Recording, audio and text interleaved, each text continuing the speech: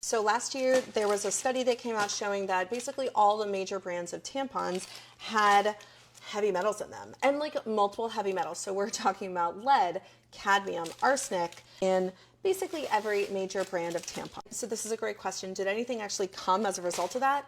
Unfortunately, not really.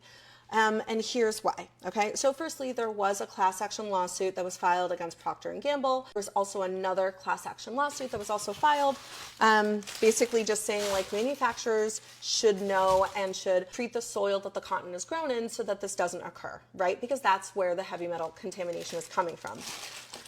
But unfortunately, it was in really trace levels, which to me, I don't care. Trace metals, like trace metals or not, I don't want lead in my tampon that I'm putting into my body. Not cool, right? However, the FDA said, well, they didn't really see it to be too much of a concern and they were gonna look into it. And like, I think we can probably safely assume that like nothing's gonna happen with that now, right? Because like no one works at the FDA anymore. What I would say is that in that study from last year, it was actually organic tampons that had slightly more heavy metals in them. And this actually jives in general. Organic produce, they tend to absorb more heavy metals than non-organic.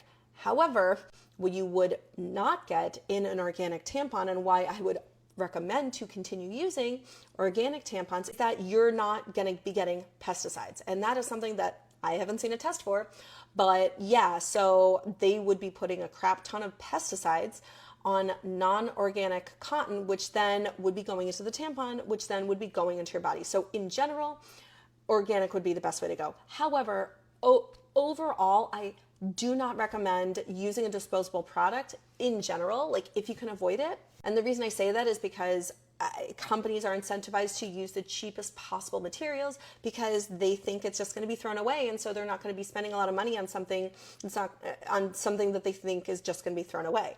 So that's why I always recommend to use reusable menstrual products like organic cotton. Menstrual underwear is really great, and using a medical grade silicone cup or disc. There's a lot that are made in the United States and Canada, like all the big brands. Those are awesome. I highly recommend those.